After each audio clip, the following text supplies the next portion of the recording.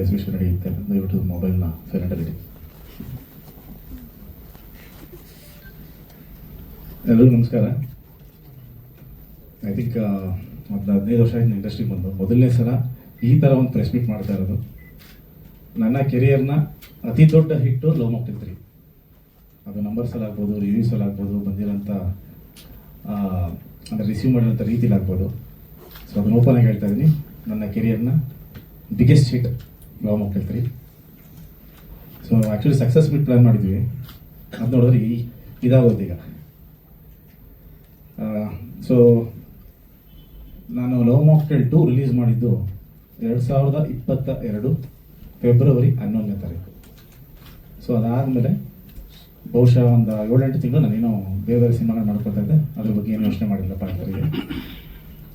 2022 probably December ಅಥವಾ 23 January ಆ ಟೈಮಲ್ಲಿ ಕೂತ್ಕೊಂಡು ನಾನು, ಮಿಲನ ಮತ್ತು ಯದುನಂದನ್ ಕೂತ್ಕೊಂಡು ಒಂದು ಸ್ಕ್ರಿಪ್ಟ್ನ ಯೋಚನೆ ಮಾಡೋಕ್ಕೆ ಸ್ಟಾರ್ಟ್ ಮಾಡಿದ್ವಿ. ಏನು ಎತ್ತ ಏನು ಅಂತ ಒಂದಷ್ಟು ಯೋಚನೆಗಳು ಮಾಡೋಕ್ಕೆ ಸ್ಟಾರ್ಟ್ ಮಾಡಿದಾಗ ನಾನು ಸ್ಕ್ರಿಪ್ಟ್ ಹೇಗೆ ಬರಿತೀನಿ ಅಂದರೆ, ನನಗೆ ಯಾವಾಗಲೂ ಕ್ಲೈಮ್ಯಾಕ್ಸ್ ಏನು ಅನ್ನೋದು ಗೊತ್ತಾಗಬೇಕು.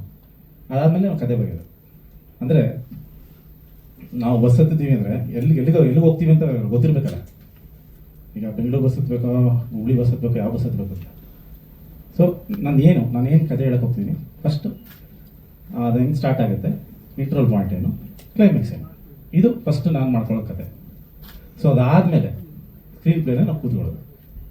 ಸೊ ಈ 3 ಏನಿದೆಯಲ್ಲ, starting point, mid point, climax, ಇದೆಲ್ಲ ನಮಗೆ ಗೊತ್ತಾದಮೇಲೆ ನಾನು 2023 ಮಾರ್ಚ್ 22ನೇ ತಾರೀಕು ಯುಗಾದಿ ಹಬ್ಬಕ್ಕೆ ನಾವು ಸ್ಕ್ರಿಪ್ಟ್ ಬರಿತಾ ಇರೋದು ಒಂದನ್ನು ಬರಿತೀನಿ, happy Ugadi to you all, love mocktail 3 ಅಂತ ಬರೀತೀನಿ. ಸೊ ಅದು ಫಸ್ಟ್ ಅನೌನ್ಸ್ಮೆಂಟ್ನ ಮಾಡಿದ್ದು. ಅದು ನಂದೆಲ್ಲ ಓಕೆ, ಇದು ಸಿನಿಮಾ ಮಾಡ್ಬೋದು ಅಂತ ನಂಬಿಕೆ ಬಂದ ಮೇಲೆ ಮಾಡೋಂಥ ಕೆಲಸ. ಯಾಕಂದ್ರೆ ಮುಂಚೆನೇ ನಾವು ಅನೌನ್ಸ್ ಮಾಡ್ಬಿಟ್ಟು ಆಮೇಲೆ ಕತೆ ಬರೀತಾರೆ. ಸೊ ಇದು ಮಾಡಿದ್ದು. ಸೊ ಅದಾದಮೇಲೆ ನನಗೆ ಗುರುದೇಶ್ ಪಾಂಡೆ ಅವರು ಮತ್ತು ರಾಘವೇಂದ್ರ ನಾಯಕ ಆಮೇಲೆ ಬಂದಿತ್ತು. ಗುರುದೇಶ್ ಪಾಂಡೆ ಅವರು ಕತೆ ಹೇಳಬೇಕು ಅಂತ ನಾನು ಫೋನ್ ಮಾಡಿದ್ರು. 31ನೇ ತಾರೀಕು ನಮ್ಮ ಮನೆಗೆ ಬಂದು ಒಂದು ಕತೆ ಹೇಳಿದ್ರು. ಆ ಕತೆನ ನಾನು, ಈ ಕತೆ ತುಂಬ ಚೆನ್ನಾಗಿದೆ, ಬಟ್ ಸೇಮ್ ಕಾನ್ಸೆಪ್ಟ್ ನಾನು ಮಾಡ್ಕೊಂಡಿದ್ದೀನಿ, ಒಂದು ತಂದೆ ಮಗಳದು. ಸೊ ನಾನು ಇದನ್ನು ಮಾಡಲ್ಲ, ನೀವು ಮಾಡಿಕೊಡಿ ಅಂತ ಹೇಳ್ಬಿಟ್ಟು ಬೇರೆ ಕತೆ ಇದ್ರೆ ಹೇಳಿ ಅಂತ ಹೇಳಿದ್ದೀನಿ. ಅದನ್ನು ನಾನೇ ಹೇಳಿದ್ರೆ ತಪ್ಪಾಗುತ್ತೆ, ಸುಳ್ಳು ಹೇಳ್ತಿರ್ಬೋದು ಅಂತ. ಅವ್ರ ಬಾಯಲ್ಲಿ ಬಂದಿರೋದಲ್ಲ ಸರ್, ಅವರೇ ಹೇಳಿದ್ದಾರೆ. ಓಕೆ. ಸೊ ಅದಾದಮೇಲೆ ನನಗೆ ಬೇರೆ ಕತೆ ಹೇಳಿದ್ರು. ಸೊ ಅದಾದಮೇಲೆ ನೆಕ್ಸ್ಟು ಅದು ಮಾಡಲಿಲ್ಲ, ಅದೆಲ್ಲ ಏನೋ ಆಯಿತು ಬಿಡಿ. ಸೊ ರಿಲೀಸ್ ಆದಮೇಲೆ ಈಗ ಬಂದಿದ್ದಾರೆ. ಎಲ್ಲಿಂದ ಅದನ್ನು ಹೇಳ್ಬಿಟ್ಟಿದ್ದೀನಲ್ಲ, ಇದನ್ನು ಹೇಳ್ಬೋದಲ್ಲ. ಓಕೆ. ಅವ್ರು ಹೇಳಿದ್ರು ಈ ಕತೆ ಅದ್ಭುತವಾಗಿದೆ ಅಂತ. ಇವ್ರು ಏನೇನು ಹೇಳಿದಾರಲ್ಲ ಸರ್ ಇಲ್ಲಿ ಈ ವಿಡಿಯೋದಲ್ಲಿ, ಅಷ್ಟು 100% ನಿಜ, 1% ಸುಳ್ಳಿಲ್ಲ, 100% ನಿಜನೇ ಅವ್ರು ಹೇಳಿರೋದು. ಆ ಕತೆ ಚೆನ್ನಾಗಿದೆ ಅಂತಂದೆ. ಈ ಕತೆ ಅದೇ ಅವ್ರು ಹೇಳಿದ್ರಲ್ಲ, ನನ್ನ ಕತೆ, ನಾನು ಬರೆದಿರೋಂಥ ಅಷ್ಟು ವರ್ಷ ಕೂತ್ಕೊಂಡು ನಾನು ಬರೆದಿರೋಂಥ ಸ್ಕ್ರೀನ್ ಪ್ಲೇ, ಅದು ಇದು ಆಳು ಮೂಳು, ಅವ್ರ ಕತೆ ನಾನು ಕದ್ಬಿಟ್ಟೆ, ಅದು ಇದು ಅಂತ ಹೇಳಿದ್ರಲ್ಲ ಸರ್. ದಯವಿಟ್ಟು ನಿಮ್ಮೆಲ್ಲರ ಕೈಯಲ್ಲಿ ಫೋನ್ ಇದೆ ಅಲ್ವಾ, ಗೂಗಲ್ ಓಪನ್ ಮಾಡಿ ಸರ್, ಜಸ್ಟ್ ಗೂಗಲ್ ಓಪನ್ ಮಾಡಿ.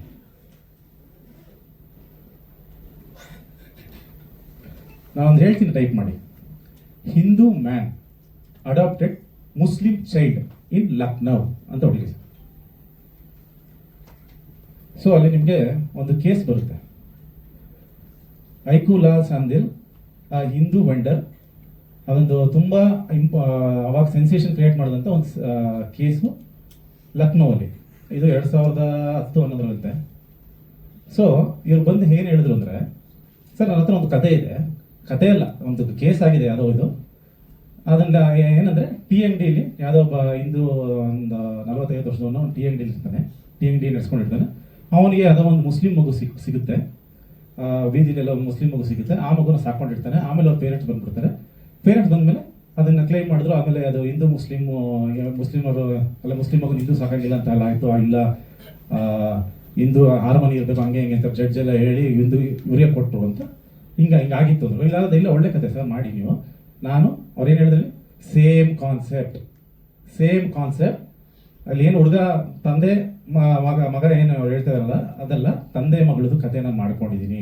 2022 ಫೆಬ್ರವರಿ 11ನೇ ತಾರೀಕು ಪಿಕ್ಚರ್ ರಿಲೀಸ್ ಆಗಿರೋದ್ರಲ್ಲಿ ಕೊನೆ ಸೀನ್ ಆದಿ ಬಂದು ಒಂದು ಹೆಣ್ಮಗುನ ದತ್ತು ತಗೋತಾನೆ ಅಲ್ವಾ, ಹೆಣ್ಮಗುನ ದತ್ತು ತಗೊಂಡಿರ್ತಾನೆ. ಸೊ ನನ್ನ ಸಿನಿಮಾದ conflict, a single male parent cannot adopt a girl child. ಇದು ನನ್ನ ಕಾನ್ಸೆಪ್ಟ್ ಸಿನಿಮಾದ. ನಾನು ಅಲ್ಲಿ ಹೇಳಿದ್ದೀನಲ್ಲ ಸೇಮ್ ಕಾನ್ಸೆಪ್ಟ್ ಅಂತ. ನಾನೇನು ಅವ್ರಿಗೇನು ಸುಳ್ಳು ಹೇಳಿಲ್ವಲ್ಲ. ನಾನು ಆಮೇಲೆ ಇನ್ನೊಂದು ಮಾತು ಹೇಳಿದೆ ಅವ್ರಿಗೆ, ಈ ಕತೆ ಚೆನ್ನಾಗಿದೆ ನೀವು ಮಾಡಿ. ಈಗ ಒಂದು ಥ್ರಿಲ್ಲರ್ ಸಬ್ಜೆಕ್ಟ್ ಬರುತ್ತೆ ಸರ್, ಒಂದು ಥ್ರಿಲ್ಲರ್ ಸಬ್ಜೆಕ್ಟ್ ಬಂದಾಗ ನಾನು ಬರ್ಕೋತಾ ಇರ್ತೀನಿ ಒಂದು ಸೈಕೋ ಥ್ರಿಲ್ಲರ್ ಅಂತ ಅಂದ್ಕೊಳ್ಳಿ. ಸೊ ಸೈಕೋ ಥ್ರಿಲ್ಲರ್ ಕಥೆಯಲ್ಲಿ ಅಂದರೆ ಯಾರೋ ಬಂದು ನನಗೊಬ್ಬ ಹೇಳ್ತಾನೆ, ಸರ್ ಒಂದು ಸೈಕೋ ಥ್ರಿಲ್ಲರ್ ಸರ್, ನಿಮಗೆ ಒಂದು ಸೈಕೋ ಥರ ಆಡ್ತಾ ಇರ್ತಾನೆ, ಎಲ್ಲ ಸಾಯಿಸ್ತಾ ಇರ್ತಾನೆ, ಏನಿಗೆ ಸಾಯಿಸ್ತಿದ್ದೆ ಅಂತ ಗೊತ್ತಾಗಲ್ಲ. ಸೊ ಮೇ ಬಿ ಅದನ್ನು ಪೊಲೀಸ್ ಕಂಡು ಹಿಡಿತಾನೆ ಸರ್, ಇದು ಸರ್ ಅಂತ. ನಾನು ಹೇಳ್ತೀನಿ, ಇಲ್ಲಪ್ಪ ನಾನು ಸೈಕೋ ಥ್ರಿಲ್ಲರ್ ನಾನು ಕತೆ ಮಾಡ್ಕೊಂಡಿದ್ದೀನಿ, ನಾನು ಈ ಕತೆ ಮಾಡಲ್ಲ, ನೀವು ಬೇರೆಯವ್ರಿಗೆ ಯಾರು ಹೇಳ್ಕೊತೀನಿ ಅಲ್ವಾ, ಇದೇ ಥರ ಹೇಳಿರ್ತೀನಿ. ಸೊ ಅದಾದಮೇಲೆ ಸಿನಿಮಾ ರಿಲೀಸ್ ಆದಮೇಲೆ ಈಗ ಇನ್ನೊಂದು ವಿಡಿಯೋ ಅವ್ರ ಬಾಯಿಂದ ಬಂದಿರೋಂಥದ್ದು ಇನ್ನೊಂದು ವಿಡಿಯೋ ಹೇಳ್ತೀನಿ ಕೇಳಿ.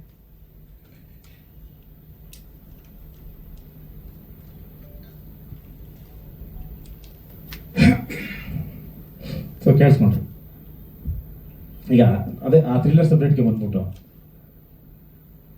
ಸರ್ ಈ ಕತೆ ಸೇಮ್ ಮಾಡ್ಬಿಟ್ಟಾರೆ ಸರ್. ಏನು ಸರ್ ಕತೆ? ಅದೇ ಸರ್ ನೀವು ಥ್ರಿಲ್ಲರ್ ಮಾಡ್ಬಿಟ್ಟಿದ್ದೀರಾ, ಇದು ಕ್ರೈಮ್ ಯಾವುದಾದ್ರು ಸೈಕೋ ಥ್ರಿಲ್ಲರ್, ಹೌದಾ?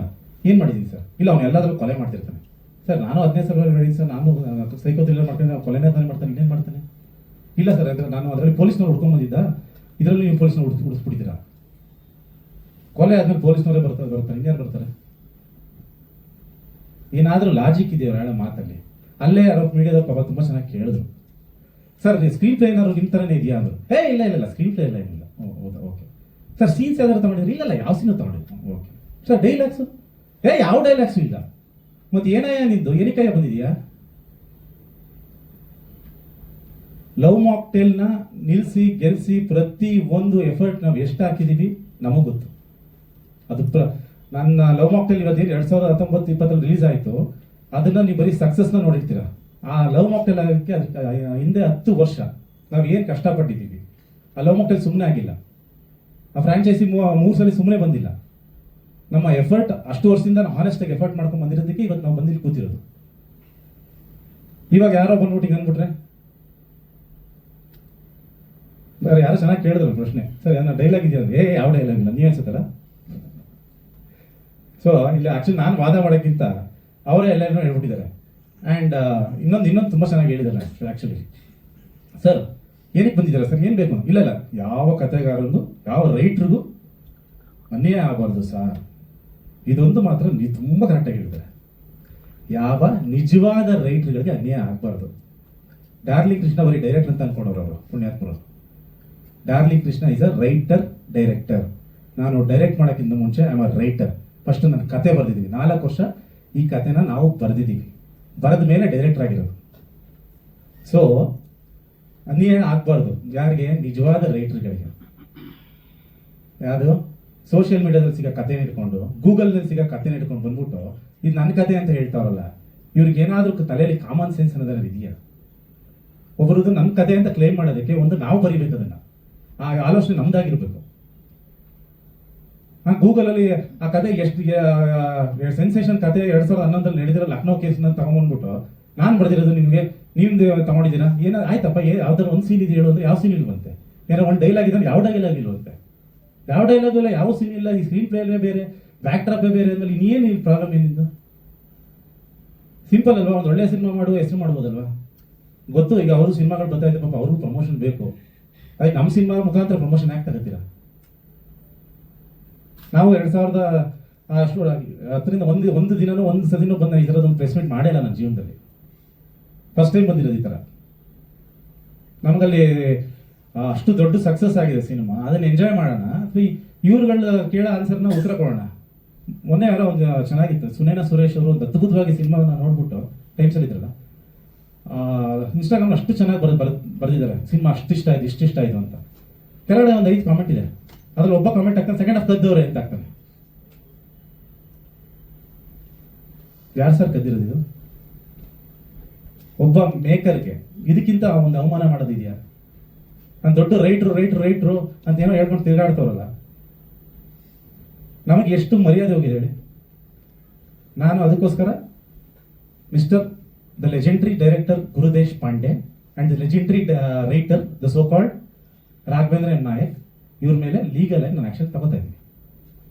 ಸೊ ಯಾವ ಕಾಂಪ್ರಮೈಸು ಮಾಡ್ಕೊಳ್ಳಲ್ಲ, ಏನೂ ಮಾಡಲ್ಲ. ಅದಕ್ಕೆ ನಾನು ಏನು ನಿನ್ನೆ ಮೊನ್ನೆ ಎಲ್ಲ ಸುಮ್ಮನೆ ಇದ್ದಿದ್ದು ಆ ಲೀಗಲಿನೇ ತಗೊಂಡೋಗ್ಬೇಕು. ಯಾಕಂದರೆ ಇಂಥವ್ರಿಗೆಲ್ಲ ಉತ್ತರ ಹಂಗೆ ಕೊಡ್ಬೇಕು.